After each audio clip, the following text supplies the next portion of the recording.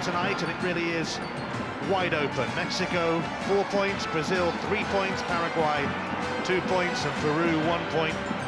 Peru have got to win to stand a chance of making it through to the quarter-finals, while a victory for Mexico would guarantee top spot in the group.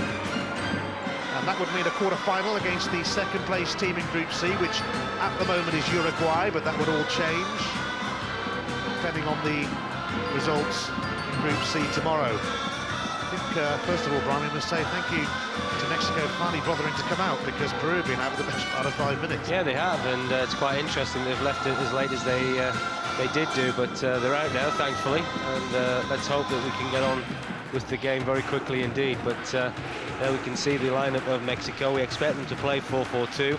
They're resting a number of players following their 1-0 victory over Brazil, and of course their 0-0 draw against Paraguay, so they certainly look as if they're going to go into the next stages, building a lot of confidence at the moment, of course, since their new coach Aguirre took over, unbeaten in 3, and of course that excellent result against Brazil, and morale will be particularly high.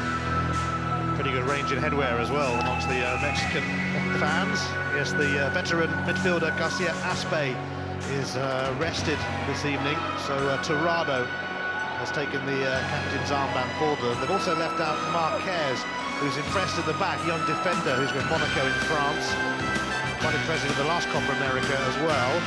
He did have a little knock though, a little niggle, so they probably weren't taking any chances with him, because Mexico already assured one way or another of a place in the quarter-finals. The very worst they can do is finish as one of the best placed third teams, but really, I'm sure they fancy winning the group, and even without some of their main men, they might just fancy it against Peru.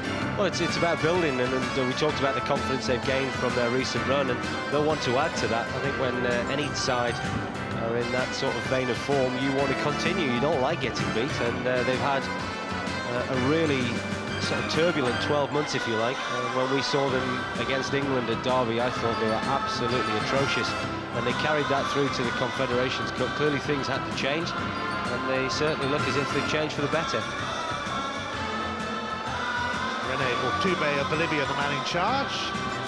He refereed the opening game of the 2001 Copa America, Ecuador against Chile, when he sent off Ecuador's goal scorer, Chala.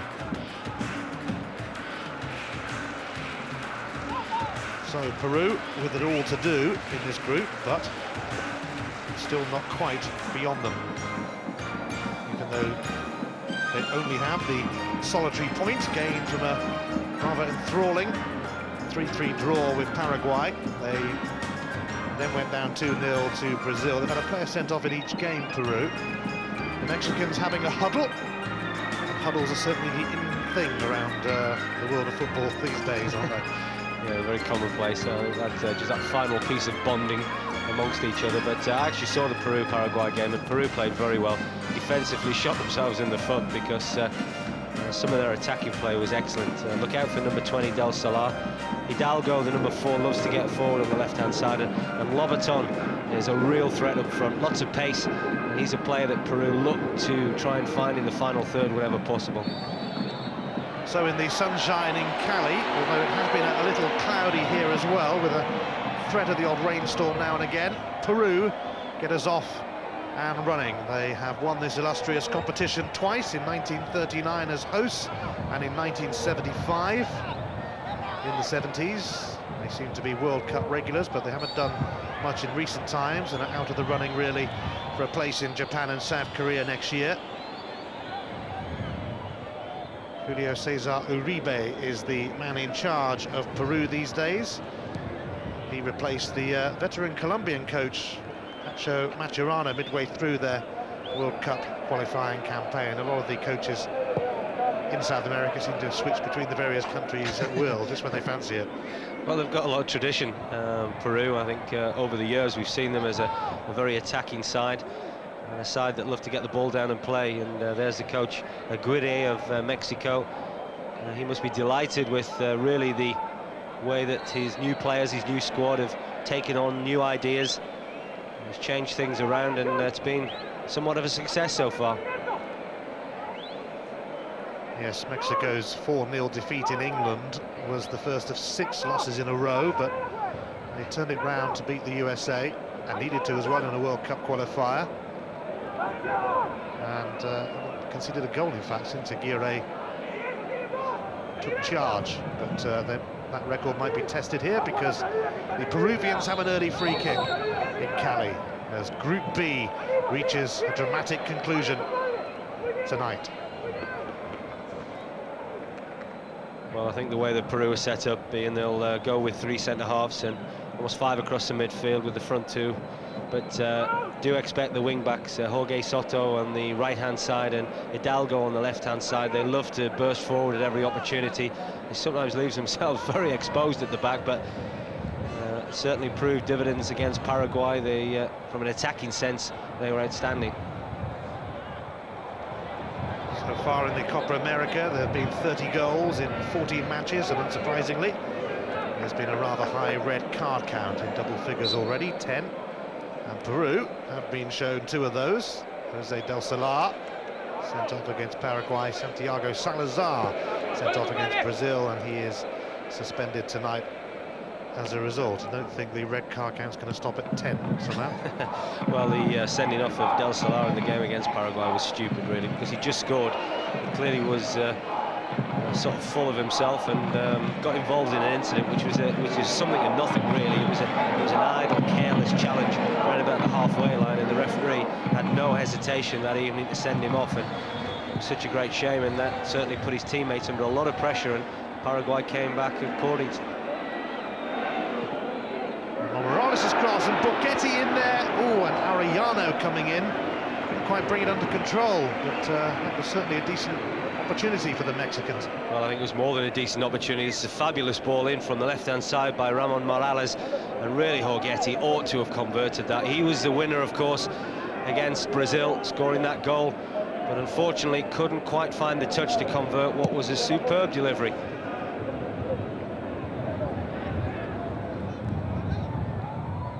These two met in the Copa America 2 years ago. They shared 6 goals.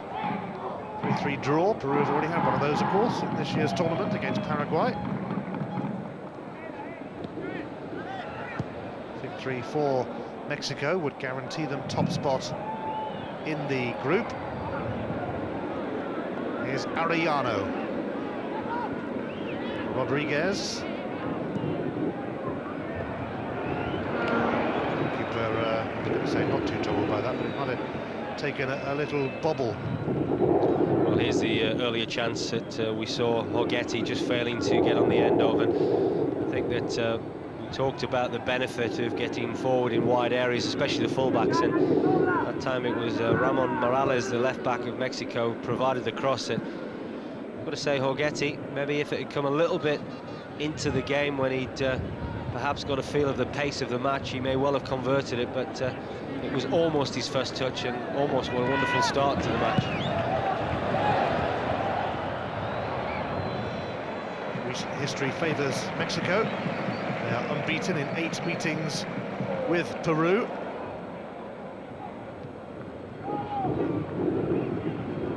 In fact, Peru haven't beaten Mexico since 1978. They need to tonight to stand any remote chance of progressing to the quarterfinals of this Copa America tournament.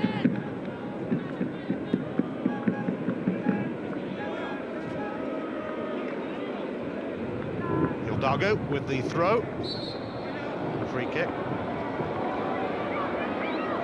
Tom just trying to hold the ball up, giving Peru an opportunity to get forward.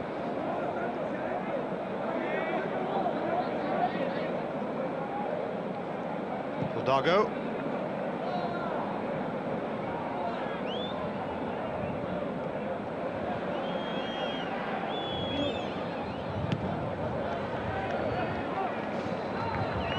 Okay, Soto found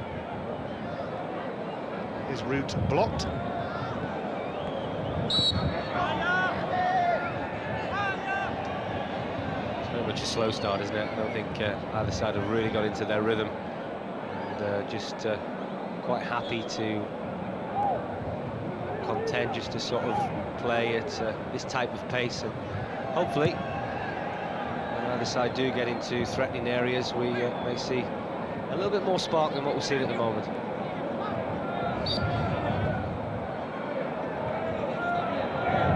Mexico with just 3 wins in 15 games in the year 2001. It's not been a memorable time for them, but it could yet be a memorable tournament. Here's Alberto Rodriguez, and now Vidrio, who has been ever present for them. Ramon Morales, one of the 2 players called Ramon Morales, just to add to the confusion in the scene tonight. Just to both happen to be playing in the back as well, which... Arellano, he played in the last World Cup. Victorino. Here's Tirado, just promoted to the top flight in Spain with Tenerife. Need to produce better passes than that in La Liga, mind you. I just think in general it's been poor.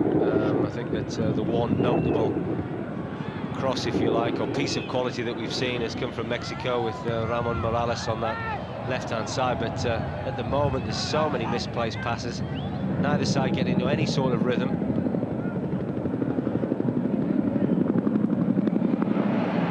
Maybe opportunity knocks here for Peru, hardly the best choice of centre, but it's far from over for them yet though, because Trigo is trying to get in, but Mexico looking to break. Rodriguez.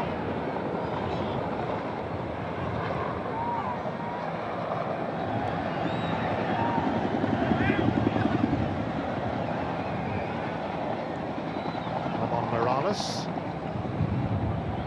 Now Victorino. Getty, the furthest man forward. And who not only scored the winner against Brazil, but also got the winner in that World Cup qualifier against the USA. Del Solar impeded there, and you're really looking for creative players like him to start taking a grip on this game. Certainly in the midfield area, he can have an impact.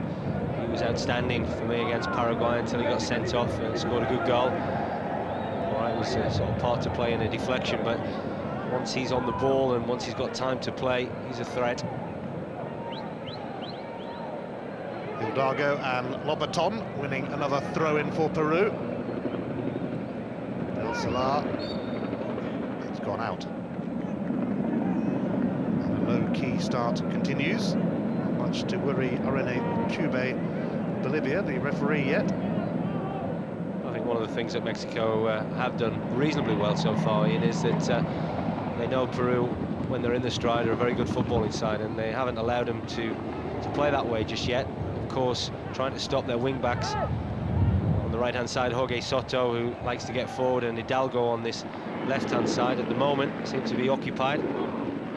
Arellano, Rodriguez is looking for Victorino, but it didn't quite happen for Mexico, and it might happen now for Peru as Trigo breaks, and Olsen trying to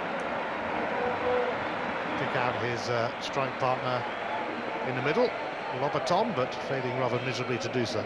Just apologising to his strike partner, and it was a great shame because Lobaton was in a great position to convert that cross. But good counter-attack from Peru. They just broke up the attack of Mexico.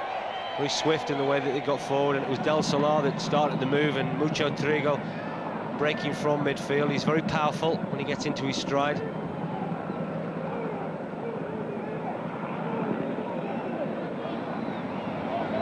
Rodriguez, the youngest member of the squad, and a foul on Tirado by Muchatrigo will give Mexico a free kick. Arellano, Tirado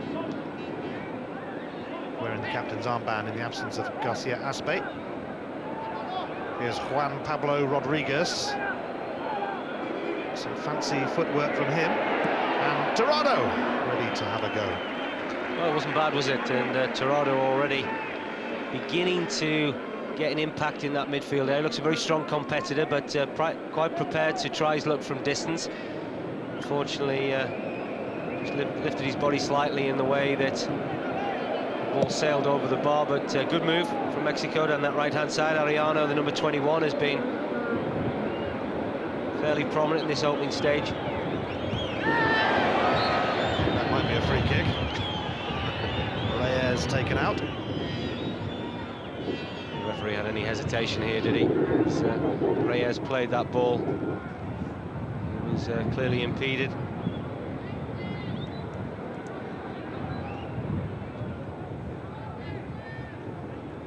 Alberto Rodriguez. Mexico have a rather proud record to maintain. They finished third in the last two Copa America tournaments. Only started playing in this tournament in the 90s when they joined up with the South American Football Federation as well as the Central American Federation.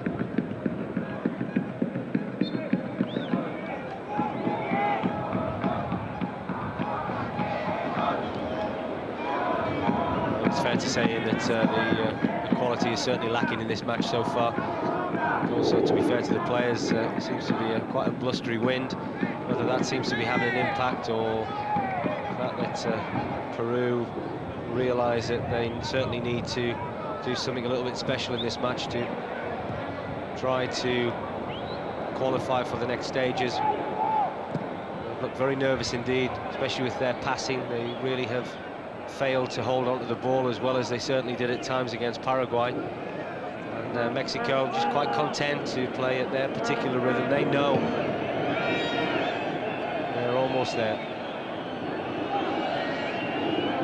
Peru will actually stage the next Copa America in 2003, and then in 2005 it goes off to Venezuela. Ceballos has given it straight back to Mexico. Tirado leaves it for Rodriguez. They all leave it for each other. The one player that seems quite happy just to scuttle around and get involved is Tirado, the Mexican skipper, the number 6 in there. Looks a particular dominant force, just quite happy to sit in front of the back four. He seems to be picking up the bits and pieces to good effect, and that's what type of game it is, isn't it? It's a bits and pieces game. But, oh, Borghetti was just caught now. This could be interesting. He's not going to get it, is he? Or was he clipped, or did he dive? We shall have another look, no doubt. But the officials felt that he made a meal of it. It was an amazing incident, really, because you would have thought he would have wanted to stay on his feet, and that was a clumsy challenge, but he went down late. So clearly, if he had stayed on his feet, he really had just the goalkeeper in front of him.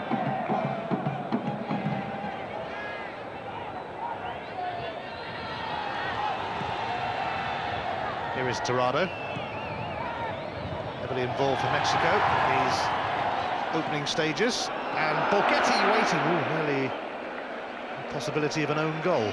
Well, that's a couple of occasions he's found himself in between the two centre-halves, and again it's coming from that left-hand side.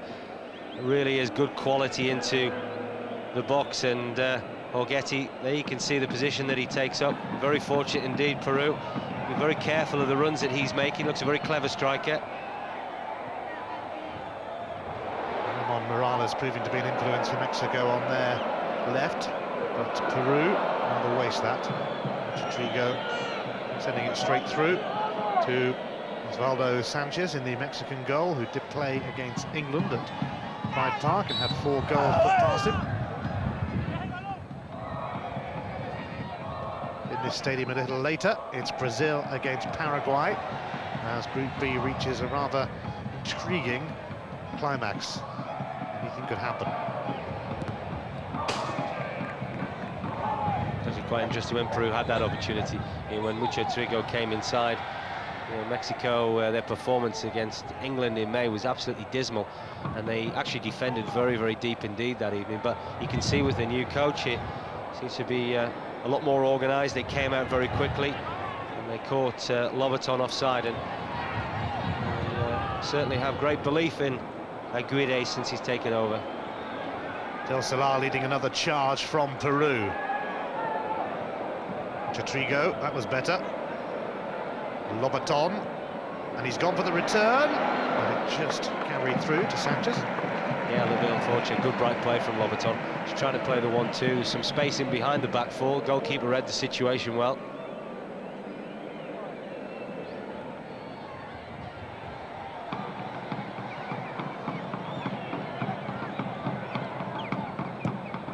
Alberto Rodriguez. Morales looking to advance down the left flank for Mexico again, but no joy this time.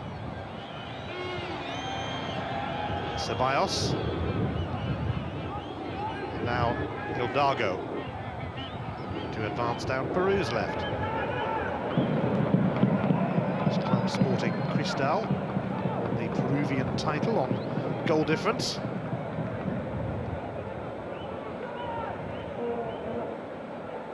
Jose del Solar. Hidalgo. Well, that packed a little bit of a punch, but it wasn't really going to test Sanchez severely. Well, that's the type of ability Hidalgo has got when he gets forward from that left wing-back role. I think that he was a threat certainly against Paraguay. In fact, he was one of their better players on an evening where a lot of players excel. But one thing that Peru did very well that night was get forward from wide areas. Unfortunately, the way Mexico was set up, it seems to have been a way of making sure Peru don't threaten in those areas.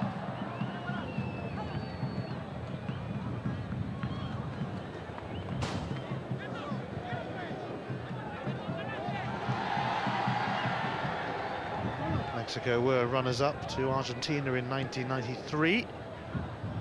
A couple of third places as well. So they have been one of the strongest teams in the tournament in recent years. Once again, they are doing rather well, topping a group that includes Brazil, having beaten Brazil in their first game. And even though beating Brazil is not as hard as it once was, still a result to remember for them. Trigo stopped in his tracks. It's quite a scalp, isn't it, to get, just looking at Peru. They're going to struggle to get forward in wide areas. I think that the service into the front two has got to be absolutely spot on. Holson and Lobaton with Trigo joining them whenever possible, but there's a first yellow card of the evening. Martin Hidalgo will have to tread carefully now, and it's a costly yellow card for him, in fact, because it's his second of the tournament. So if Peru do manage to sneak into the quarterfinals, and that's a big if, mind you, he won't be able to play a part.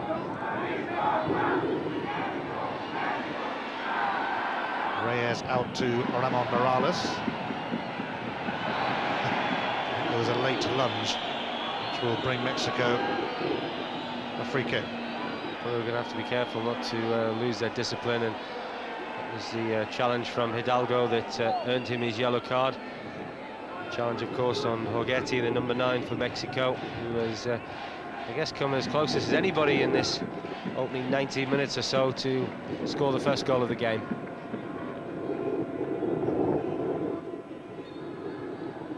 Mexico looking for a breakthrough. The keeper was absolutely nowhere there.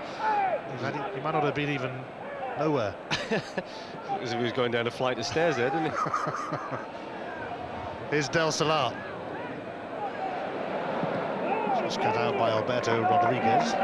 It's very nearly a good ball by Del Solar. That quality that we talked about with his left foot, and Lobaton, very quick, very sharp, spotting the opportunity. But again, Mexico, to be fair to them, looking defensively very sound.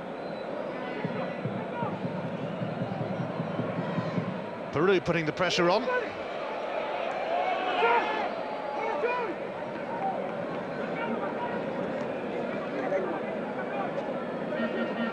Peru, remember, need to get a win here. Even that might not be good enough for them.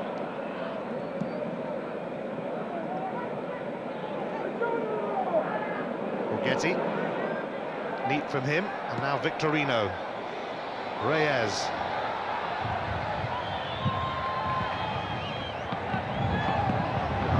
Morales.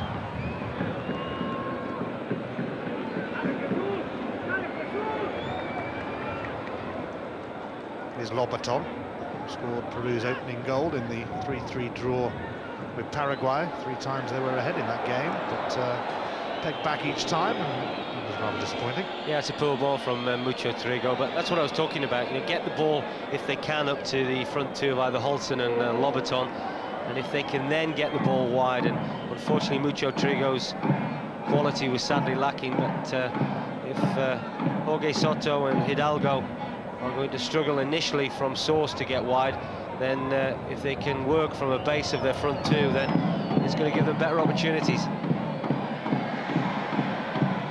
Venezuela's doing fairly well in the Copa America in the 90s. Mexico won the Confederations Cup in 99, but made an abysmal defence of that trophy this year, losing to Australia, France and South Korea.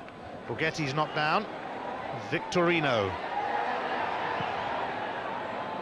And Arellano took it well, and Rodriguez found his shot blocked. That was an important block. It's a wonderful build-up from Mexico. They certainly have looked the more threatening out of the two sides so far.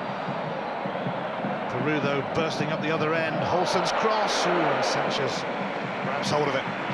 Yeah, good commanding play from the goalkeeper. I think you're always keen for your keeper to be positive, and that's exactly what Sanchez was. It's a good ball into the danger area by Holson. And there you can see Lobaton at the far post, just hopefully trying to take advantage. Kept in by Ramon Morales, with the two of the same name, coming in the back for Mexico. And there's the other. Just looking at Torrado again, he's certainly got a great appetite for work, isn't he? He's up and down, he's busy, he seems to be involved in a lot of things that Mexico do, and he just plays the simple things very quickly, and it just seems to be very effective. Arellano. Here's Juan Pablo Rodriguez. One of three players called Rodriguez in the Mexican squad, with all those called Ramon Morales. There's actually only three names in the Mexico side.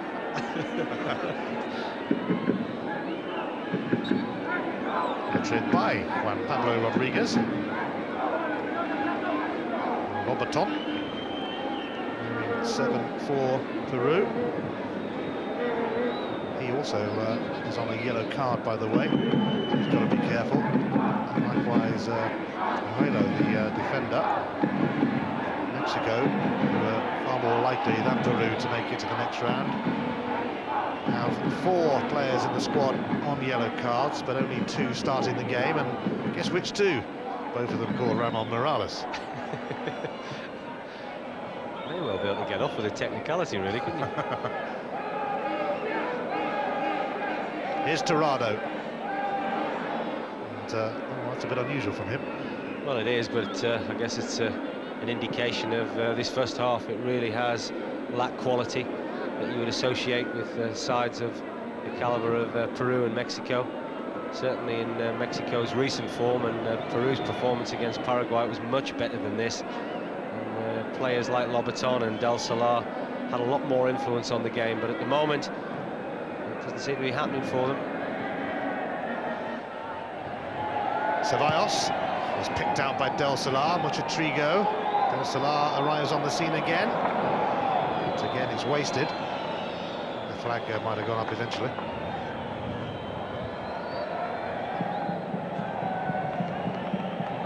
Jose Del Solar, 33 years of age now.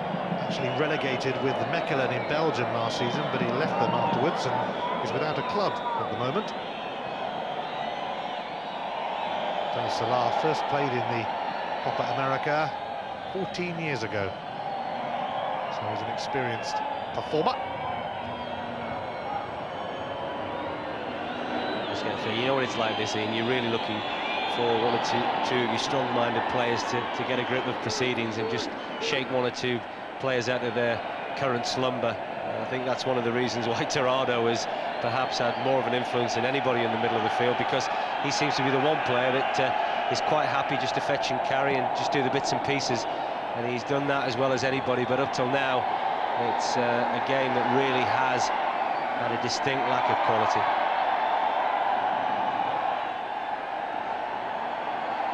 Here's Victorino, and he's looking for Juan Pablo Rodriguez. Away by Soto, though. Victorino. Hidalgo takes it off his toes. Lobaton. Oops, that's gone away from Del Solar. Sloppy. There's a spread bet as to how many times you can give the ball away, I think. It's a pretty high count so far, for sure. Ceballos.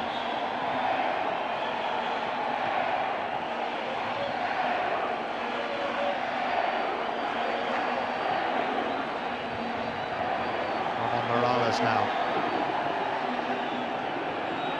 Can't quite get it back.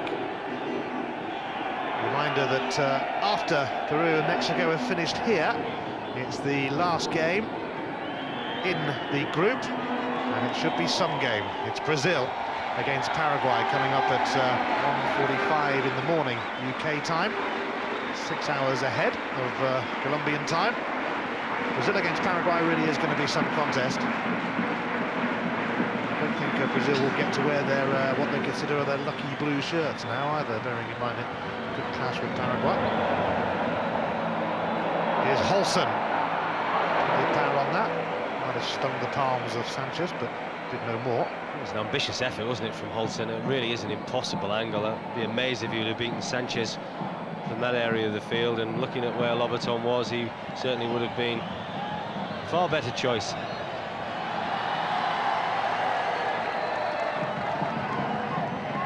Morales up to Borghetti. Torino nearby. Here's Reyes. But Mexico crowded out somewhat. Torrado putting himself about again, though. No surprise there. Torino. It's going to drift away from Arellano, though, as we see this effort from Holson. Well, again, just look at possibility, really, from that angle, whether he's really trying to blast that across the face of the goal. He doesn't particularly make a good job of it, and the goalkeeper in the end, it's a very comfortable save. I imagine either coach would be particularly happy with the performances of either side, really. Well, this could be promising for Peru. Chatrigo. Try again. Hassled and harried by Rodriguez. Hidalgo. Up towards Holson, just wide. Well, that was better from Peru. Well, that's the type of ability Hidalgo has got with that left foot. Uribe, seeing his side come as close, I guess, as anybody in this game. It's a wonderful ball into the danger area. And really what you're looking for is your striker to get across their defender, and that's exactly what Holson did. He took a gamble, and the gamble very nearly paid off. Alberto Rodriguez for Mexico. Arellano, nice little touch, except nearly result in a throw. It's actually gone Peru's way. There's a lovely story in Colombia today about Americo, the creature who is the official mascot for the 2001 Copa America. He's gone missing apparently, hasn't been seen for a while, and the media have made quite a big thing of it. They even asked the police chief whether he'd been kidnapped, bearing in mind that Colombia does have the world's highest kidnapping rate, but nobody's quite sure where Americo, the mascot, has gone. But the police are on the lookout for a creature who's blue, yellow, red, orange, black and lilac in colour.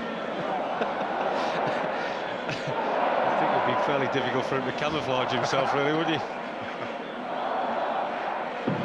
No goals between Peru and Mexico.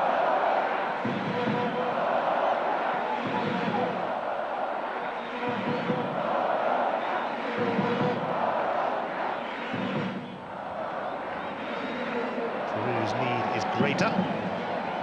Mexico top of the group at the moment, a victory for them, and they would stay that way.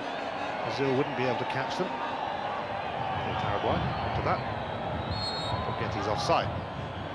Well, you'd have thought Peru would have shown a little bit more ambition. I think Mexico have done what they needed to do in this group, of course, beating Brazil and drawing against Paraguay. But Peru are the side that really need to try and change the course of this group, and the only way they can do that is show a little bit more ambition. You might as well go for it, and up till now they've been grossly disappointing, and certainly after the performance that I saw against Paraguay, they were far better than this, showing greater quality.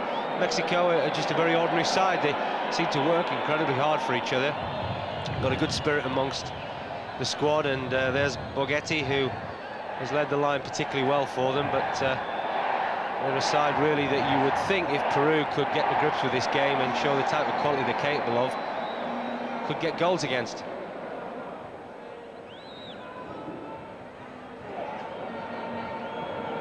Trigo will keep it in.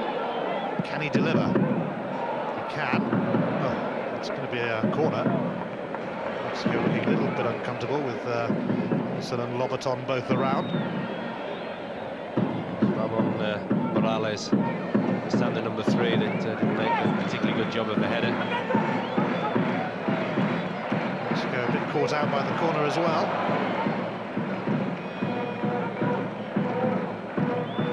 Just over half an hour played. Offside flag frustrating the Peruvians that time. And again, very good, competent defending by Mexico. Just coming out all as one as a back 4. I think full credit to their coach, Aguirre. He's come in at a difficult time. They've had a disastrous 12 months, but he seems already to have put his mark on this side. Mariano's cross, and the keeper decided to let it go. I'm sure he knew what he was doing. Oscar Ibanez.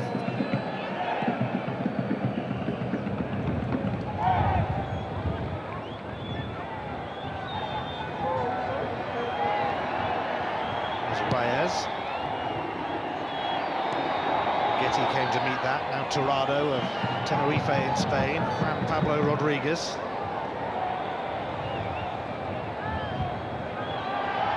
Beto Rodriguez.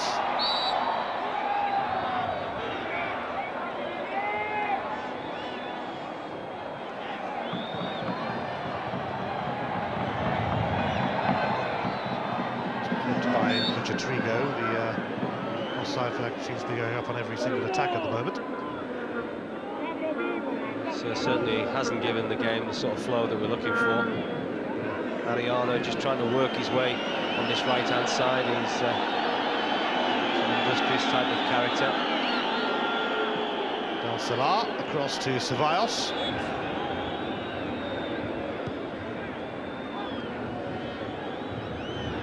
Peru came into this tournament with a win, a draw and a defeat in 3 World Cup qualifiers, so not many clues there. They beat Chile, drew with Brazil, lost to Ecuador, but had a poor campaign overall. Del Solar, very much the veteran.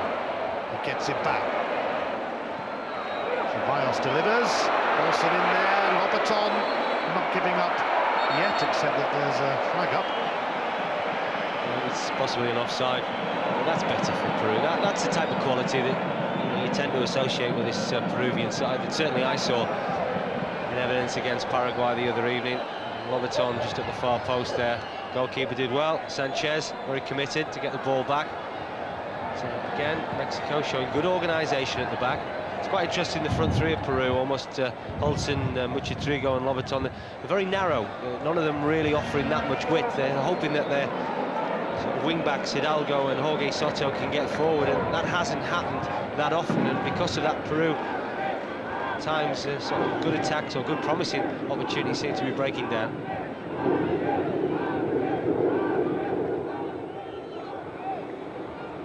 Ten minutes of the first half remaining. No goals between Peru and Mexico.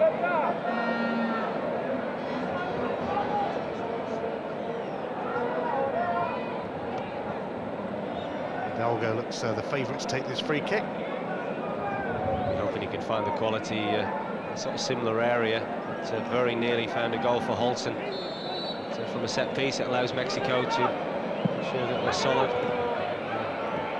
Didn't have to work too hard really at clearing that. It was a poor delivery into the box. Torino felt the force of the challenge as well, but it's all turning a little nasty. Reyes seemed to get in the thick of it then. Well, let's hope so. That liven things up, really. Let's spark 1 or 2 players into life, because at the moment it's a very mundane football match, and maybe it takes something like this. Certainly a familiar sight, isn't it, when the players get together like that in the Copa America. It's all been quietened down by René Ortube and by his linesman who came rushing across. He's a bit busy, wasn't he? He ran a ball of sort of 40-50 yards to get involved.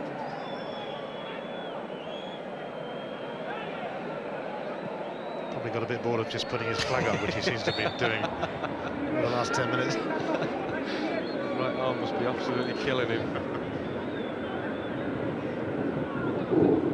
go. A bit of a melee. Two players having one or two things to say. And some pushing and some shoving and some handbags at 5 paces. Well, if that was the Uruguayan ref from last night, they might have been off, because he pulled out 2 red cards in the game between Colombia and Chile, rather bizarrely. Ramon Morales delivers.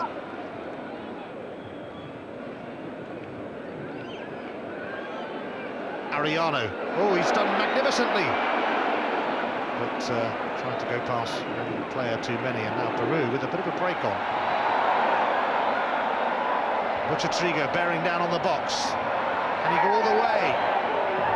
He goes to ground. Referee in a pretty good position, wasn't interested. It was quite interesting that Ariano was a player that was on the edge of the box at one end of the field, and it was him that chased back, showing great energy levels to make sure that Trigo didn't get past his defensive colleague, but certainly the Peruvian went to ground far too easy.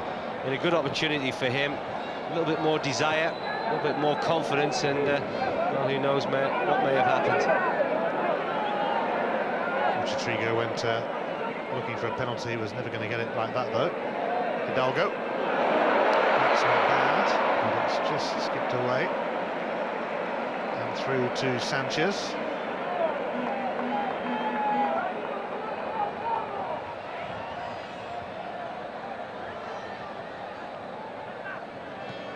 Colombia and Chile qualifying automatically from Group A. Ecuador could yet make it as well, of course.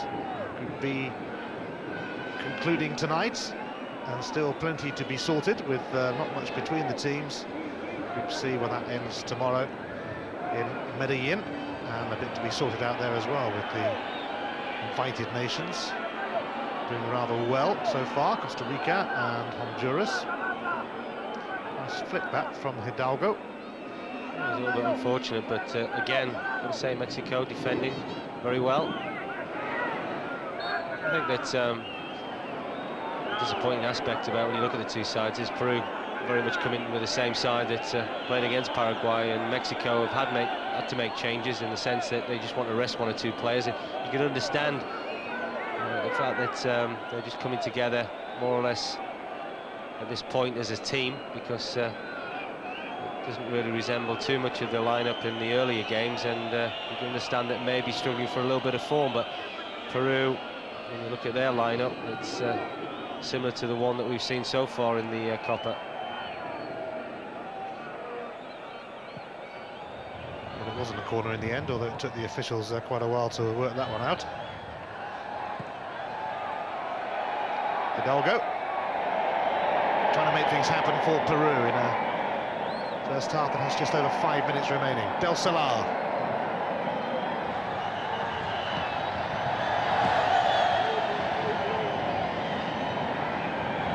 Themselves after 3 times letting the lead slip against Paraguay in their opening game, then beaten by Brazil.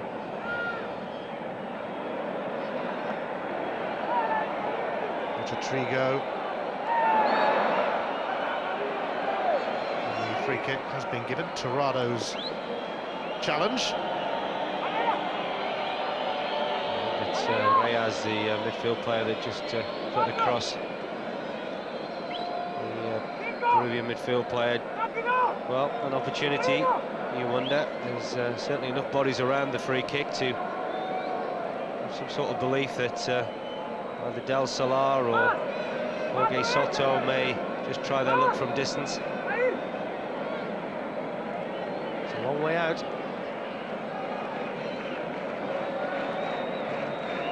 It's good to see that the wall is a good 20 yards back.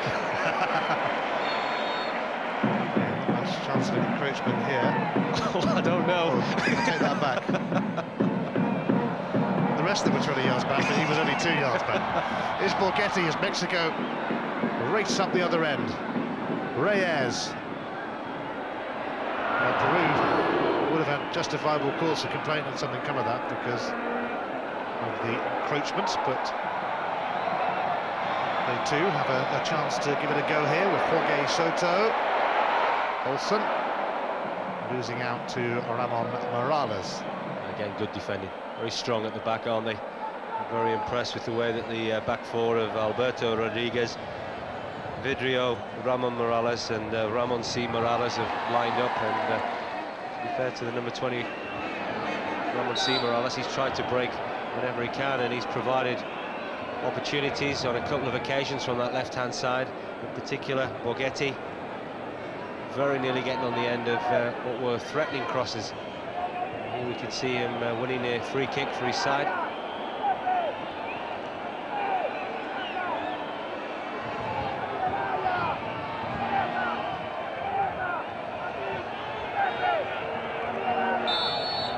Ramon Morales sends it in with his left boot, and Ibanez electing to fist that away.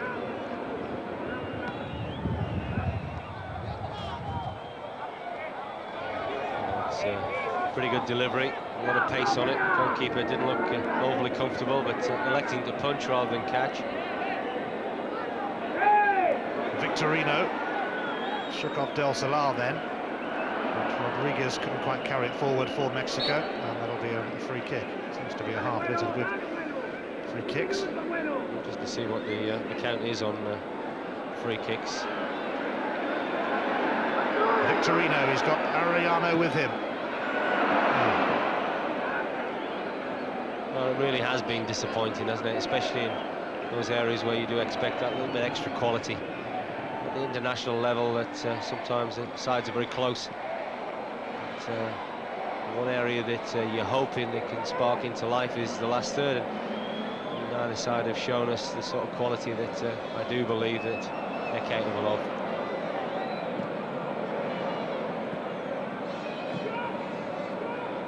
Torino leaves it for Tirado. Can Mexico end the half on a high? The group leaders at the moment. Tirado, standing skipper in the absence of Garcia Aspe tonight, and Aguirre, the coach, already sure of a quarter-final place. Arellano has done very well, very well, but look for a penalty there. Well, he's looked very bright. He's bright as anybody really on the pitch. His right-hand side, foraging away. Not really blessed with blistering pace, but likes to take people on. We've already seen his work rate.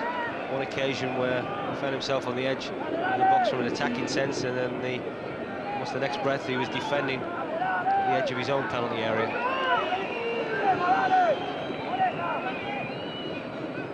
Short corner from Mexico.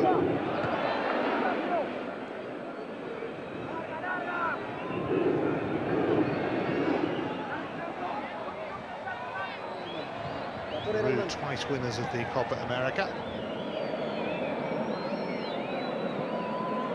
In fact, they were the first team to break the domination of Brazil, Argentina and Uruguay when they won it in the 1930s, the oldest international tournament in the world, first played in 1916. Commentator right there, weren't you, as well? That's how bad this has got. You've had to go back to 1916. Right on the stroke of half-time. Just 1 minute of added on time.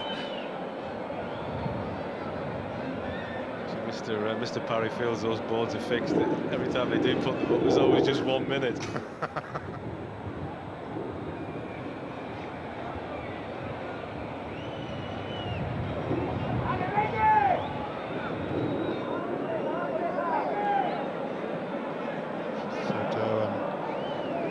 Again, some poor passing, but Mexico trying to get it together a little better. Hidalgo, Del Solar, Hidalgo with Soto ahead of him.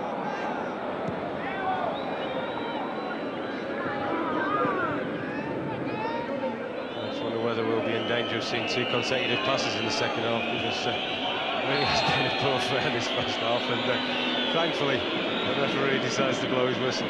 Yes, I rather suspect that was one of the highlights, the half-time whistle, because it's been a disappointing encounter so far in Cali. Brazil-Paraguay coming up later on, of course, but at half-time in this game, it's Peru 0, Mexico 0. It's up to Peru. They've got to really take the game to them. They've been disappointing in first half, and if they don't want to be packing in bags, they've got to go out and get at least one goal in the second half. Okay.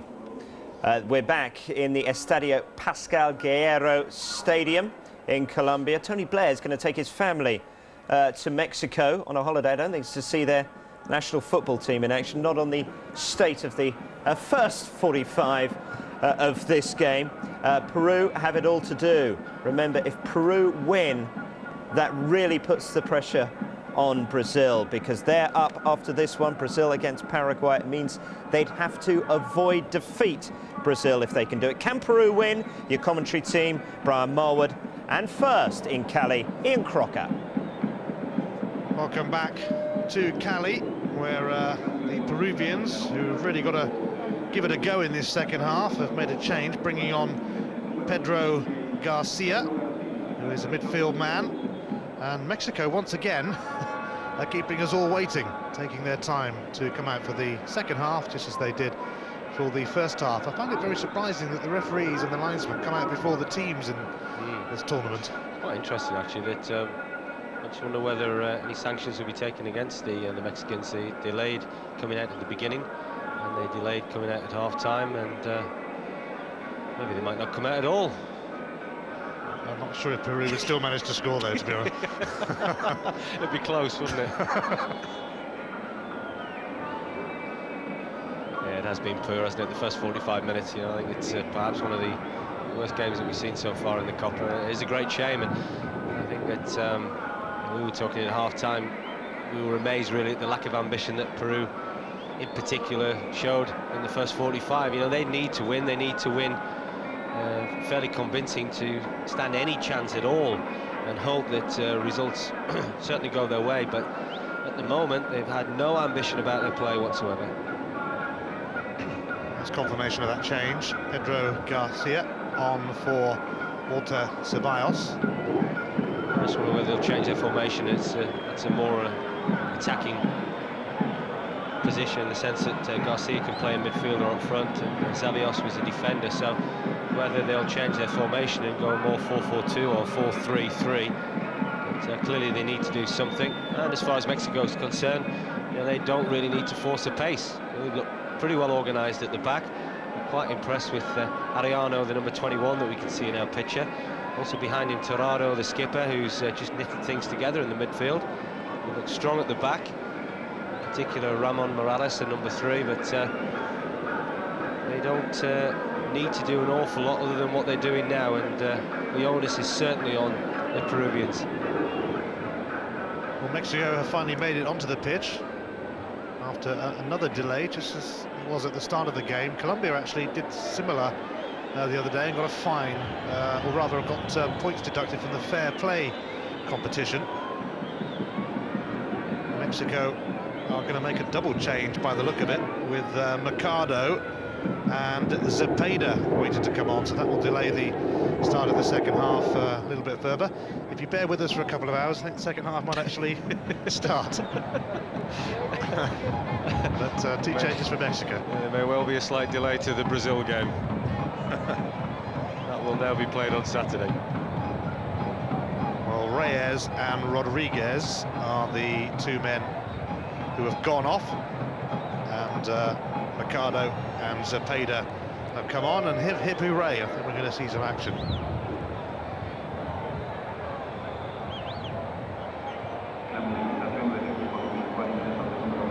So Mexico get the second half started at last.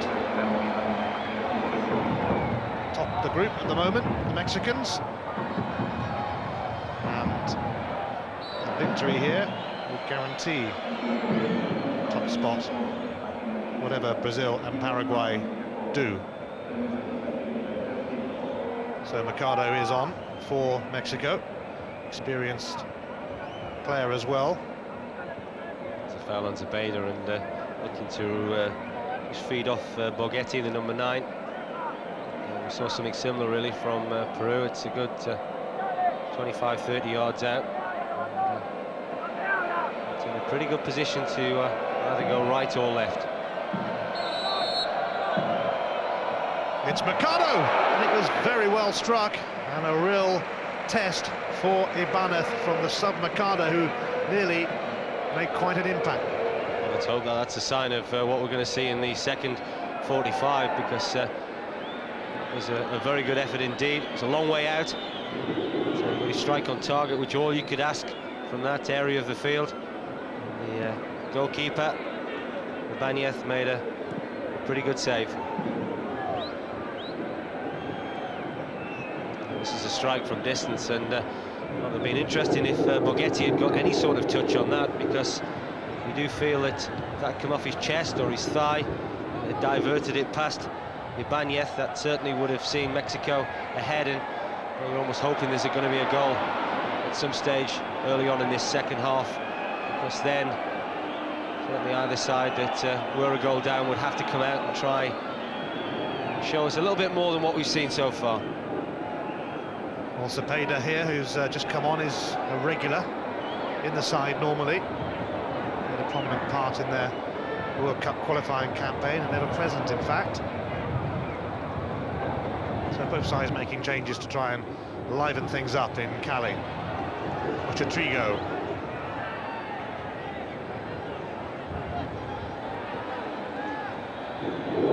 Remember, if Peru and Paraguay were to win tonight's games, Brazil would go out. And Peru take the lead, and it's Holson who combined with his strike partner Lobaton, and right at the start of the second half the Peruvians have got going, and about time too.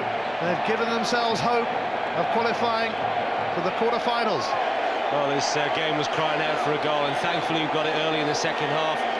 It really was a disappointing first 45 minutes, and as this ball is held back into the danger area by Lobaton, we talked about how well Mexico had defended in the first 45 minutes, but here, there you can see their two centre-halves had dropped particularly deep, and certainly Holson had taken his opportunity extremely well, just took a gamble. He saw the space that was in behind.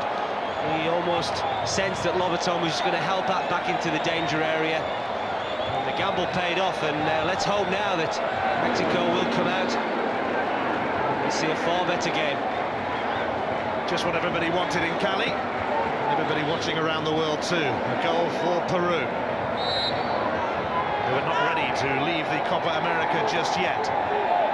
Holson, in fact, scored twice at the last Copa America in Paraguay 2 years ago, and as a result was Peru's top scorer, with two.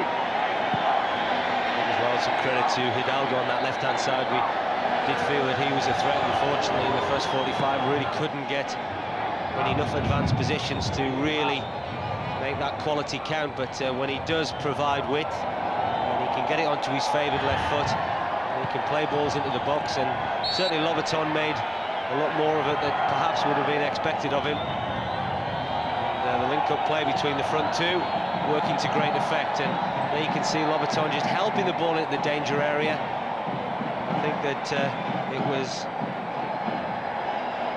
Alberto Rodriguez, the number 2, that certainly was caught alongside Holson, and Holson showed enough strength and determination to hold the right back off. Finished it very well indeed.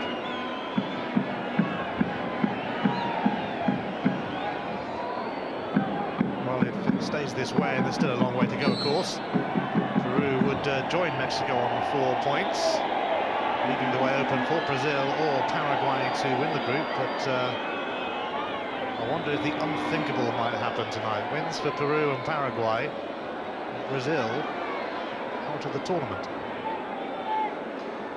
It's amazing to think that Brazil are in that sort of position, but they've got no one to blame other than themselves. They really have been in turmoil this last 12 months. Changes of coaches, changes of personnel, of course, deprived of some key players in this Copa America. Let's not forget that, but you can certainly say that about most of the nations taking part. Well, if Peru do win, Paraguay are going to have to win to make it to the quarter-finals, and you can see that game coming up a little later, of course. And after a drab first half here, the second half has proved lively so far, with Holson giving Peru a vital lead. Ramon Morales. Tirado of Tenerife. Seeing a lot of him in the top flight in Spain this coming season. Tenerife just promoted back there.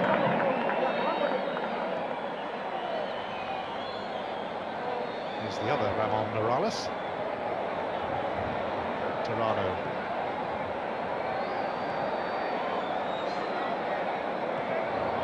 Mexico, remember, left out one of their key defenders, Marquez, although he did have a slight knock apparently. And the captain, Garcia Aspe, was given a rest. Hence Tirado here wearing the captain's armband. Zepeda. Suddenly there needs to be a bit of urgency from Mexico too, now that Peru have gained that all-important advantage. Well, perhaps they were a little bit disgruntled that Mexico had kept them waiting. And it was important for the status of the game that a goal would have been scored early on, and that's exactly what happened, thankfully. Because certainly it was an easy, forgettable first 45 minutes, but the second half has been much better. And it's very noticeable that just the tempo and the pace has gone up a notch or two. Arellano through to Borghetti. And the keeper Ibanez came rushing out, but I think the goal kick has been given as well. Borghetti frustrated. Well, he's got some sort of smile there, but it's a wonderful reverse pass by Arellano. Been very impressed with him this evening. He certainly has been very busy. Borghetti just finding himself on the end of that. And, well, electing to keep his shot low, and perhaps would have been a little bit better just to try and chip the keeper from there. Shown a card there as well amid the frustration. Ramon Morales. Here is Borghetti. Did he use his hand? The referee says not.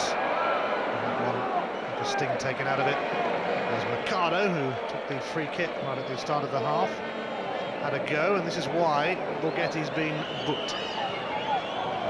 It's something and nothing really. It's disappointing when you get booked for something like that, but clearly the referee felt it showing some sort of source of dissent. I just wonder whether he got booked for smiling. The referee felt that why should you be enjoying yourself?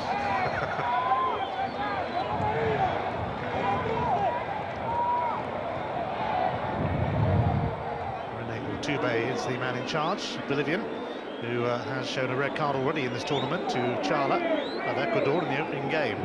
Set the tone for the red cards, really. Copa America. What did you say his name was? Rene Ortube. Oh, Toupee.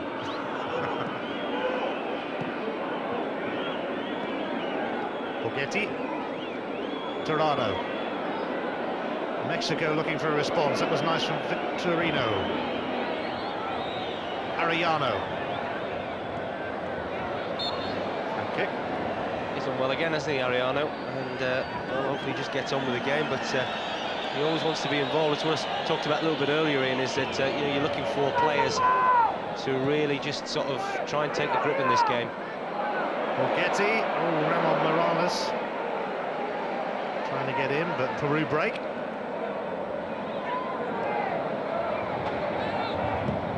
Their sub Pedro Garcia, and now Del Solar, very much the veteran of the side.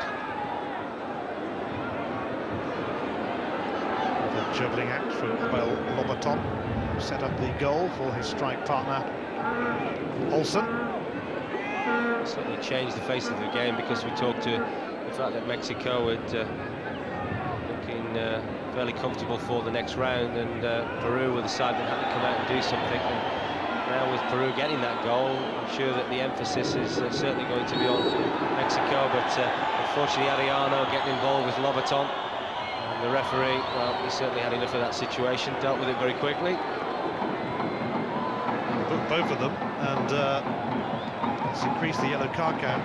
Arellano shown a yellow, Lobaton too, and that means that if Peru do get through, Lobaton won't be able to play in the quarter-finals because it's his second yellow card of the tournament. It would be a big loss to them, but it's still a big if for them. Well, it is, but certainly have enhanced their chances with that goal from Holson. But Lobaton, as you've rightly said, is a key figure in this Peru side. That would be a massive disappointment if they do progress to lose him at such a vital stage.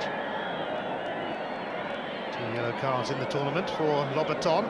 Is Ariano. Victorino up there with him as well. Victorino delivers. Borghetti surely. Ooh, he put it over. Oh, that really is a bad miss. You know, you really would have put any amount of money on Borghetti converting that cross, and it's a wonderful ball into the box. It's an excellent build-up on that right-hand side. That man Ariana involved again, and the cross finally finds Borghetti. But unfortunately for Mexico, he can't convert the chance that was sent up for him by Victorino, and there you can see the incident involving Ariana and Lobaton.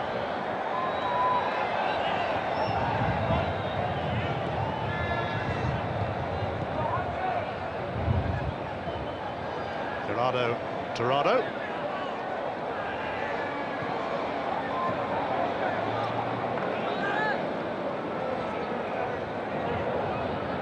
I didn't say his name twice. It is Gerardo, by the way. Still with a stutter.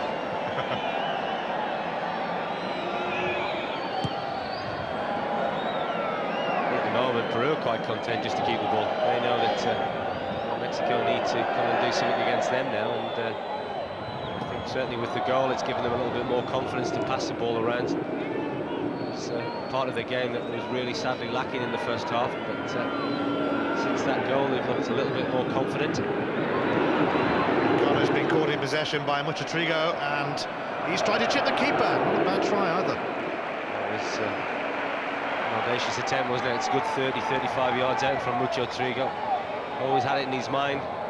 He realised that Sanchez was off his goal line.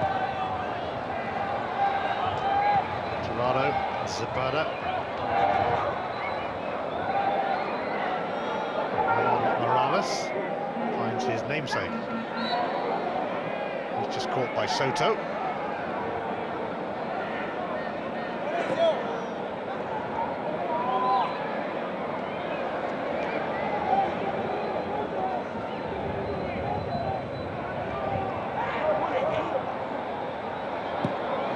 Morales.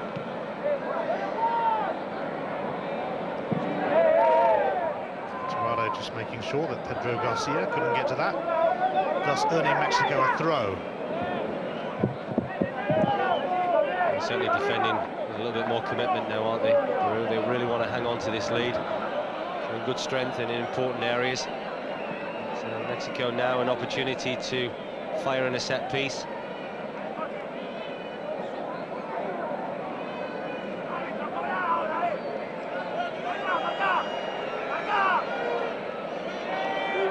Amongst those awaiting the corner kick from Victorino. The sniper got him, I think, didn't it?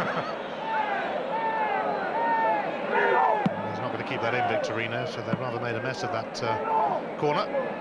The coach Uribe there, not particularly happy.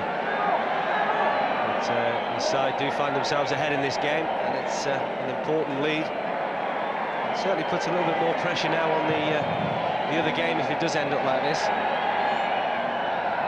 Uribe, by the way, was had a decent player in his day on the left side of midfield. Played in the 1982 World Cup last time Peru got to the World Cup finals.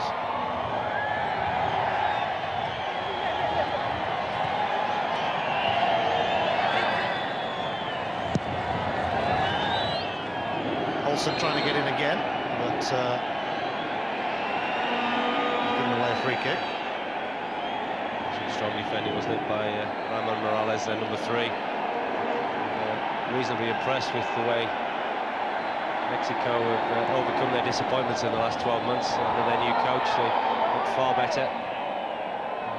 Certainly some anticipation by Holson resulted in the goal. Some neat play by Lobaton. Holson certainly took the gamble. That's from Ramon Morales, easily plucked out of the air by Oscar Ibanez. Huge kick from him, but Mexico dealing with it admirably.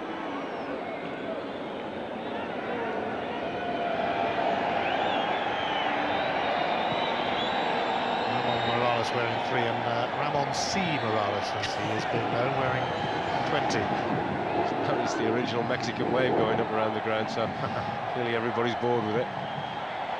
That was a challenge by Hayo, but play's been allowed to continue. The referee played the advantage initially. He was the offender. He seems to have come off a little worse. It's quite a crunching tackle, isn't it, from Hayo? And, certainly the two skippers getting to grips with each other in that midfield area. Hayo on Tirado. As you've rightly said, it's Hayo that certainly looked as if he committed the original offence, but the referee allowing play to continue, and it looks as if he's going to go into his pocket again. This could well spell danger. Well, you wouldn't be surprised if a red came out if the players continue like this.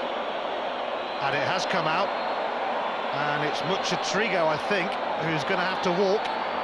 Well, you could see it coming, really. It all turned a little nasty. And another red card in the Copa America, and you wonder whether he's finished yet. Well, he dealt with it very quickly, and whether it was efficiently enough, but Muchatrigo getting involved in a little bit of afters, and it was an incident, actually, where, it's got to be said, his skipper, Hayo, was very late indeed. On the side on Tirado, I think Tirado has been certainly one of the better players on show here this evening for Mexico. He's done the simple things very effective. The referee just trying to calm things down. Muchatrigo doesn't want to leave the field, but he's going to have to now. And Peru, well, it's certainly no strange situation for them in this Copa America. They've had players sent off, and whether Borghetti has felt the wrath also. Yeah, he's confirmed he's also had a red card. So both sides now 10 to 10 men, and an incident-free first half has been followed by an incident-packed second half. So this is what happened. I mean, although this doesn't look good, quite often there's not much going on, it seems. And the referee, certainly last night in the Colombia-Chile game, did a similar thing, producing 2 red cards. Now this is where Borghetti comes in, but it all seems handbags, as we say. Well, I think what we've seen there's not an awful lot wrong. I think it's clearly something that perhaps has gone on just prior to that. The referee has dealt with it very quickly, so clearly he must have had a good view of it, you'd like to think.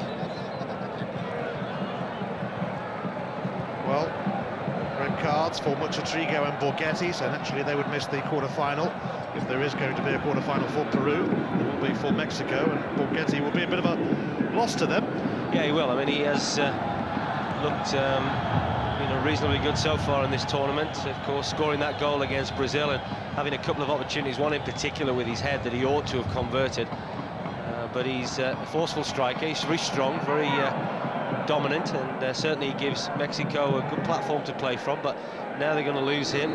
They'll have to reorganise, as Peru are also. So it'll be interesting to see which side copes with that situation better than the other. Well, they're taking off Lobaton, who is also on a yellow card. He would be out of the quarter-final as well if Peru advanced, but Gustavo Tempone is coming on in his place. Well, I think that's a very bright decision by Uribe. Tempone is more of a midfield player. They'll probably just go with Holton up front on his own and reinforce the midfield with Tempone. And of course, Lobaton, having had that yellow card, I'm sure that the coach Uribe, now looking at the mood of the referee, wouldn't want to lose an important striker in the way that Mexico have lost Borghetti. Well, Peru have kept up their average. They've now had a player sent off in all 3 games of the Copa America, and the red card count for the tournament is up to 12 in 15 matches. And I must say that in the last couple of games I've seen here in Colombia, I have seen more red cards than goals. I wish you wouldn't brag. Here's Tirado, 2 sent off in the Colombia-Chile game last night in similar circumstances, and Borghetti and Muchatrigo sent off in this one. Now the card's going to be out again, yellow this time. It's as if the referee now is not going to show too much leniency. Certainly Victorino was the player involved in that. The referee now with an opportunity to allow Mexico to make that substitution. Certainly looks as if Victorino is a player to leave the field. Tempone might have got the yellow card as Torino goes off to be replaced by Antonio Denigris, who started the game against Paraguay wearing 14, and he actually scored on his debut for Mexico in a 3-3 draw with Brazil earlier this year. And there he is, involved straight away, flicking that one on to Zepeda. Well, Peru didn't really have to see the corner then, but they have done, as Tempone's yellow card is confirmed. Well, Denigris will certainly look to go in as more of a centre forward, because they do need some sort of threat, Mexico, down to 10 men, but of course finding themselves 1-0 behind, and they can't take any chances. They need to certainly try and push forward and get something out of this game. The corner from Ramon Morales was met by the central defender Manuel Vidrio, but to little avail for Mexico, who are chasing it here. Already sure of their quarter-final place, but they're not sure where they're going to finish in the group.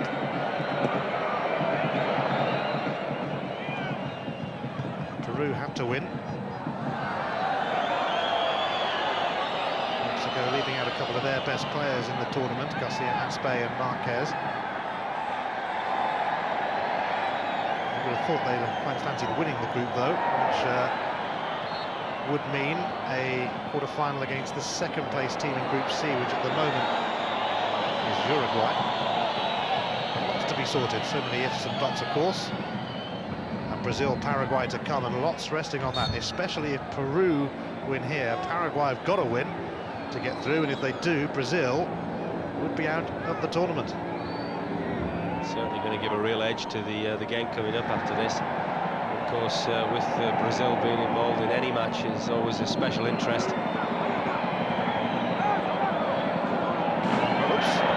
Morales will only run it out. He had a bit of a disagreement with the advertising hoarding as well, and that one hurt. So he certainly hurt himself there, and just slipping on the concrete. 2-foot tackle in the advertising board. But thankfully back up on his feet. Surprised he didn't get a yellow card for the 2-footed tackle on the advertising board, actually, with the refereeing in South America.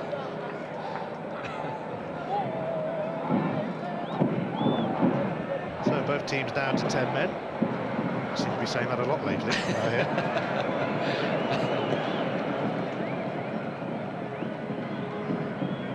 Well, what it should do, of course, is that little bit extra space, but there you can see the slip by Ramon Morales. It's unfortunate indeed. That could have been a lot nastier than eventually ended up.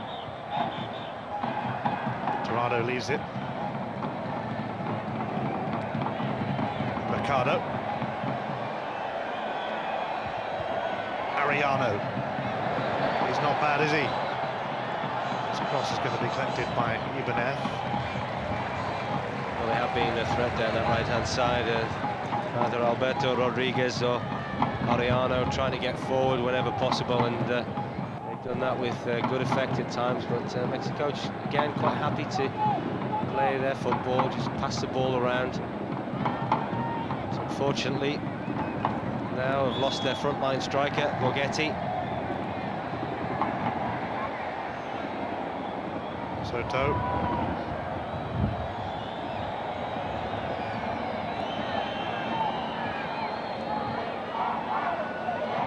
Mexico have won just 2 of their World Cup qualifying games so far, but they haven't quite blown their chances of making it to the World Cup, having beaten the USA in their last qualifying game by a single goal.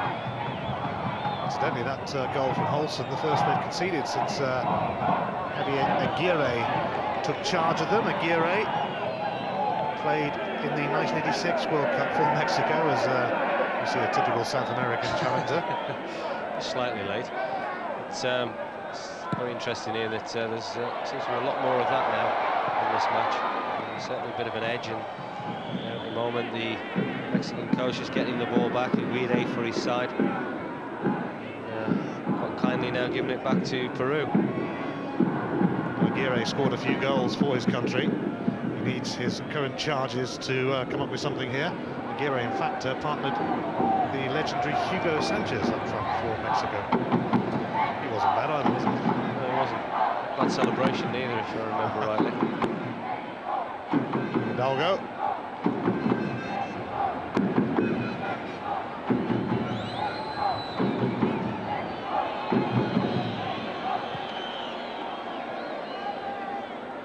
Well, a victory for Peru really would make the final game in the group even more intriguing than it promised to be in the first place. Brazil against Paraguay to be played in this stadium in Cali a little later. Paraguay certainly got nothing to lose, have they? And Brazil have got everything to lose. And they certainly were the pre-tournament favourites, even though they haven't played particularly well of late and had changes to their coaching staff. But Paraguay, having drawn with Peru 3-3 and going with Mexico, it's a great opportunity there for them to take a real prize scalp. Morales will get the free kick. See the reaction from Uribe, the Peruvian coach, who was absolutely furious there. He felt that certainly Jorge Soto had just done his job well, but well, this is a fantastic opportunity. The coach there, well, just throwing the ball to Peru. The right sort of delivery here. Zepeda it is who delivers, and it was Mercado who came in, but the wait goes on for Mexico. Yeah, Mercado's not done bad, has he, since he's come on the field as second half substitute. He's been involved in more than enough to think that he certainly looks a promising player, but you just wonder where this goal is going to come from for Mexico. Not really having the opportunities as yet to really create those clear-cut openings that they hope the likes of Denigres or Mercado from midfield or Ariano wide right can try and benefit from.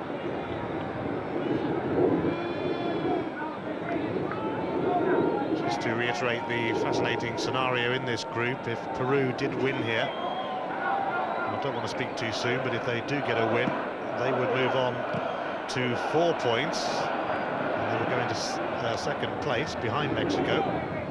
Therefore, a draw would be good enough for the Brazilians to get through, but if they were to lose to Paraguay, then Brazil would be out of the 2001 Copa America, so there'll be a few nervous viewers in that famous footballing country. If Peru hang on here, they have an injury problem at the moment, with Holson, the goal scorer, down. It would be absolutely disastrous, wouldn't it? The fact that Brazil have had a lot of withdrawals from their squad, and it's an opportunity for the new coach Scolari to perhaps experiment with one or two, but at the moment they really are struggling for the right sort of blend within their team. But, they'll be more than aware, if Peru finally win this game, what they need to do, and I'm sure the impact that it would have not only in Brazil but right around the world. And of course Brazil struggling also to qualify for the World Cup, but that was a pretty stiff challenge there by the Mexican skipper Torrado. Yes, Holson certainly felt the full force of it. Torrado, who was involved earlier on with Hi-Ho, by the way, they could get involved again in the coming season, because they'll be up against each other in the Spanish league, with Torrado at Tenerife and Hi-Ho of Celta Vigo.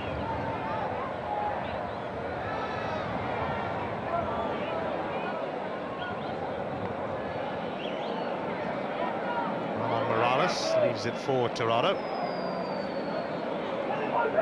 Mercado.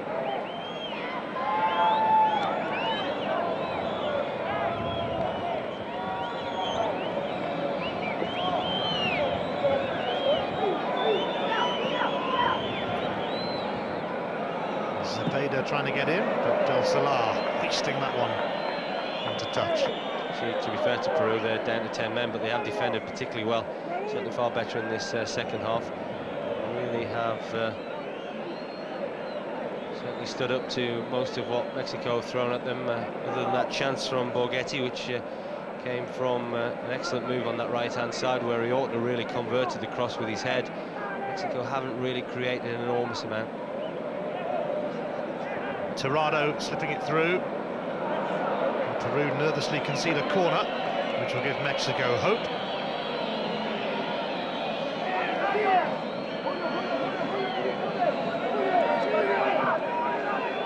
Morales fools everyone by giving it to Arellano. Not one of his better deliveries, but trying to make the most of it is Manuel Vidrio, closely watched by Jose Soto, the Soto brothers, both in action in this game.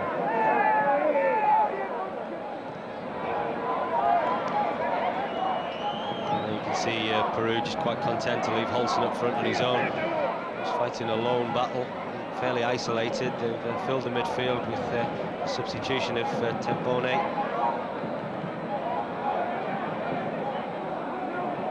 Tirado.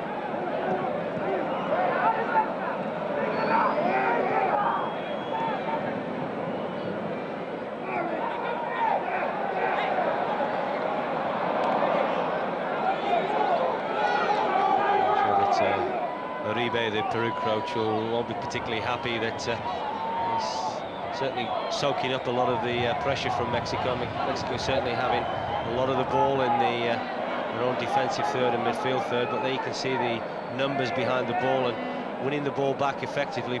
Peru just trying to get the ball up to Holson, number 18, who is playing as a lone striker. There's a neat trick from Del Solar, which started all this off for Peru.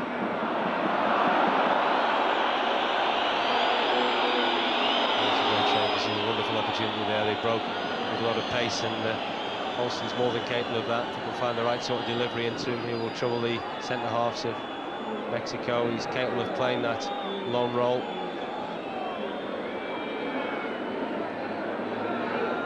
These two meeting for only the fourth time in the Copa America, and Peru looking for their first win over Mexico.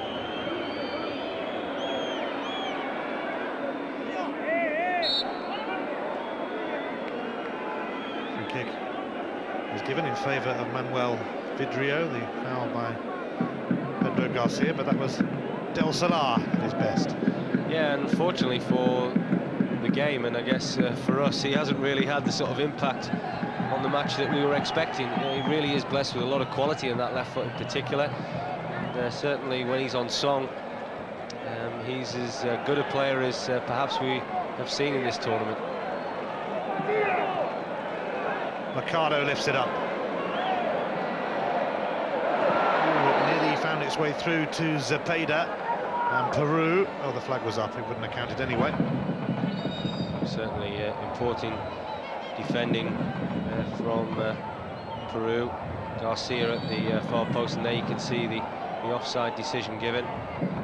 Correct one indeed, but again, just Mexico struggling to find that important ball just when it's required.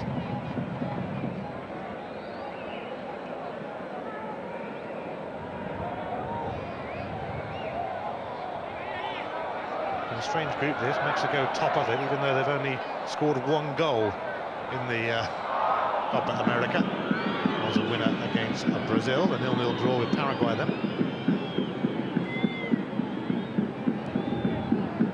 Well, I think it's certainly been built on their foundations of how well they've defended. I think we've been fairly impressed, and it was really a gamble on the part of Holson that resulted in the goal. Lobaton just took a chance on hooking the ball into the danger area behind their defence, but other than that, they've been very solid indeed, very workmanlike, not giving an awful lot away.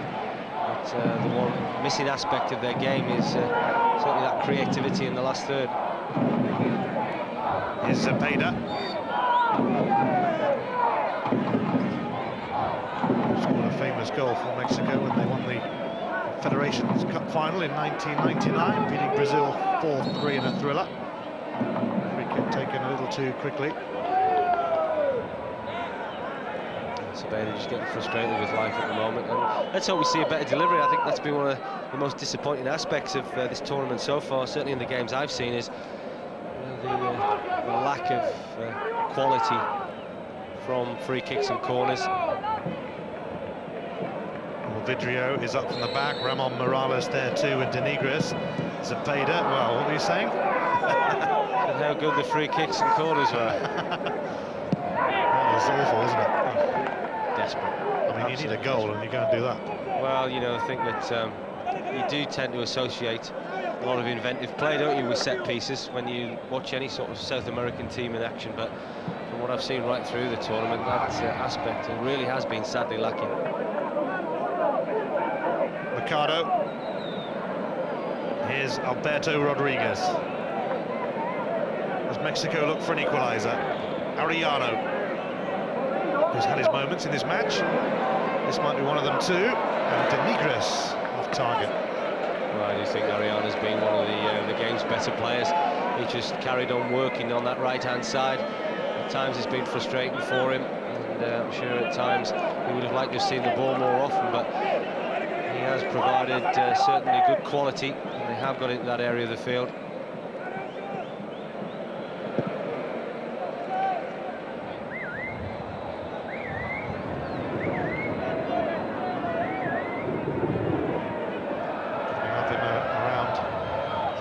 Brazil face Paraguay here, a match which can only be described as monumental for both. If it stays this way, Peru are still in with the shadow going through. A draw would be good enough for Brazil. A defeat, and the unthinkable really, the winners of the last two Copa Americas, Brazil, could possibly go out in the group stage. Arellano's cross, Denigris!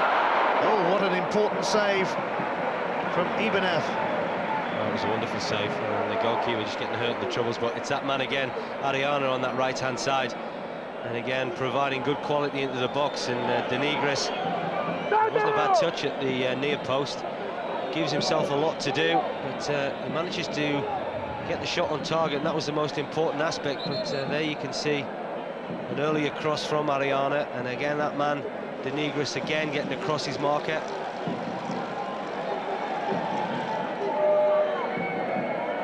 Pedro Asque is coming on. Don't be fooled by the incorrect spelling there from our South American friends. In place of Holton, who took a bit of a knock earlier on, and he's coming off. The man whose goal still separates the sides. He must have certainly be incredibly tired at the moment, because he has fought a long battle up front since the sending off. Peru have reorganised and just played with one up front, protecting this lead. Zepeda, well, that was well again from Mexico. Can't believe it, can you? You really can't. I mean, set pieces, certainly corners like that, you really do expect better. You know, I'm sure they've worked on them time and time again, but it hasn't happened for either side this evening.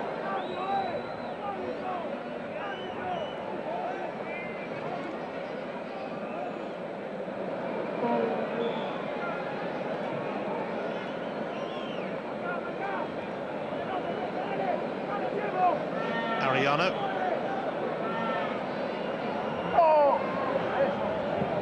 Yeah, certainly fooled Del Solar.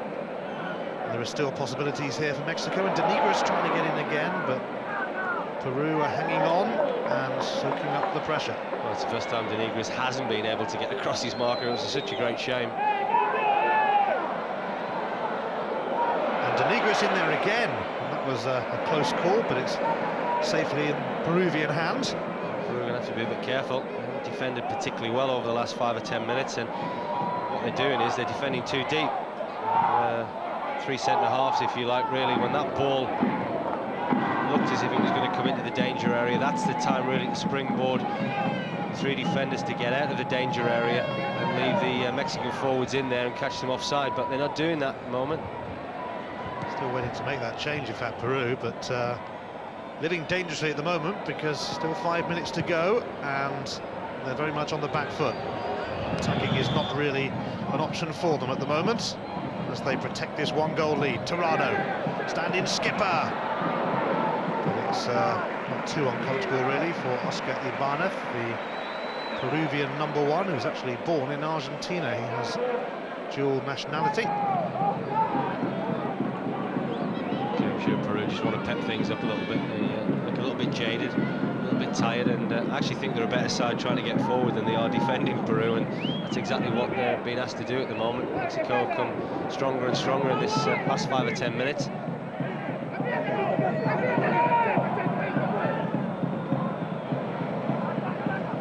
Again, it's just that missing quality that Mexico certainly got in that final third, and it's just bits and pieces there. De Negro just trying again to get across for the goalkeeper. Ibanez once again getting hurt, and I'm sure this would suit Peru just to try and take the sting out of the Mexican attacks. So this is the strike on goal that we saw moments earlier from Torrado with his left foot. He's a player that certainly has done as well as anybody this evening, but I guess the type of game that we've seen, a player of that sort of stature is always going to shine, and there another opportunity for Mexico, and De Negres, who has looked fairly lively since coming on as substitute. This keeper seems a bit of a softie, because that last time he was hurt didn't seem to be much in it, and he's down again. It's amazing how quickly they recover. I'm sure he'll be okay to do his duty. As Peru hang on grimly with 3 minutes remaining in Cali. Well,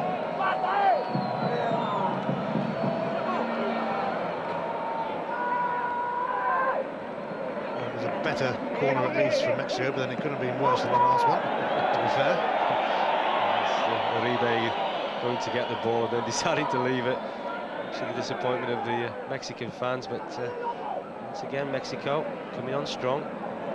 Peru, all those players behind the ball, doing a very effective job indeed. They just really need to try and maintain some possession and see this game out now. Well, they're taking the long way around to 3 points, but there will be 3 very precious points, because we'll get them into the next phase, the quarter-finals, which take place on Sunday and Monday, the semi-finals next Wednesday and Thursday, and then the third-place playoff and the Copa America final are on the evening of Sunday, the 29th of July. Now Ramon Morales sent it across, and what a let-off that was for Peru. Well, that could quite easily have been an own goal. That's one of Mexico's better moves, and I was talking about really just trying to find that quality in the final third, and De Negres again in the thick of the action, but he can't get the touch that's required. Some desperate defending from Peru. They're trying to hang on.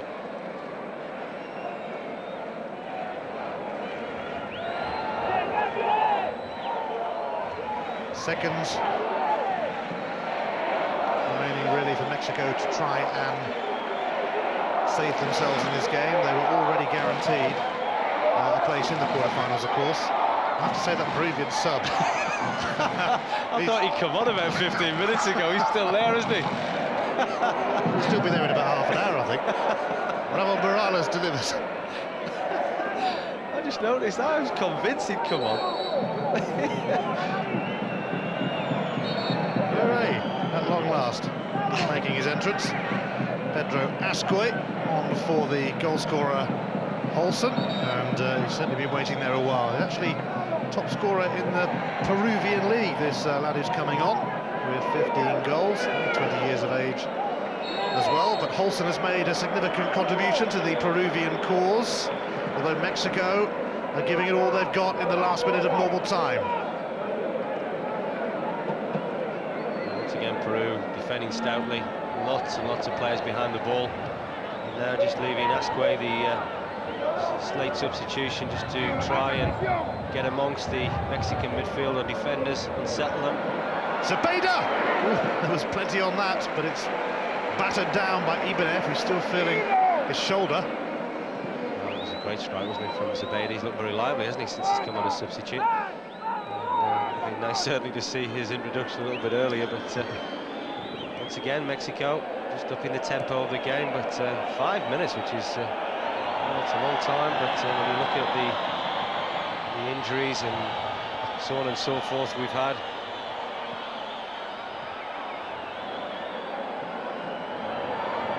I think they just draw lots, actually, for the number of added-on minutes. only 5 minutes left, though. That's another substitute. 5 minutes of added on time, which won't be encouraging for Peru.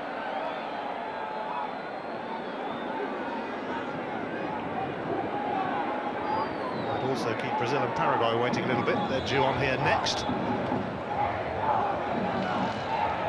What a tussle that's going to be.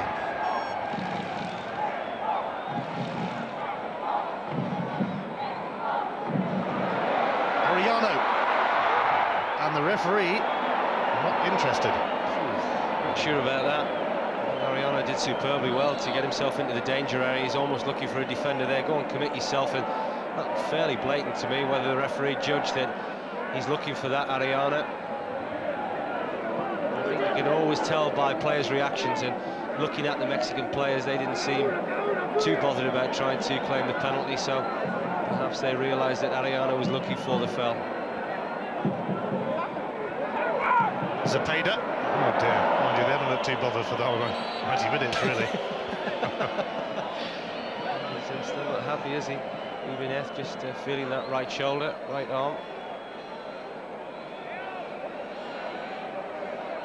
Peru with still a few minutes to see out here. What would be a memorable victory for them. Written off, really, after being pegged back 3 times by Paraguay in their opening game and then beaten by Brazil, but there are still quarter-final possibilities for them. And as we have stressed, victories tonight for Peru and Paraguay would send Brazil out of the tournament, and that game is coming up very, very soon. And Parry and Jerry Armstrong waiting to move into our seats, and that really should be a titanic tussle with much at stake between Brazil and Paraguay. So a titanic tussle to get into our seat.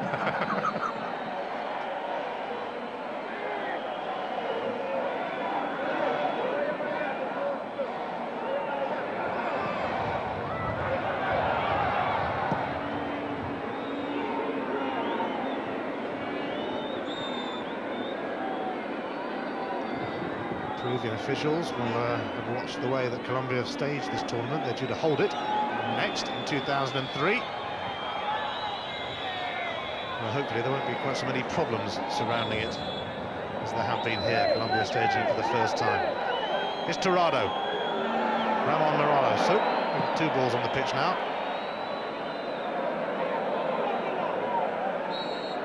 Ooh, a free kick. Mexico still with a glimmer of hope of salvaging something, and the foul on Vidrio. Well, really, they've just got to throw as many bodies into the danger area as possible now. Mexico with time running out. Uribe, the Peruvian coach, he's not happy. He's certainly getting a little bit nervy, a little bit edgy. See his side very, very close to their first victory in the Copa.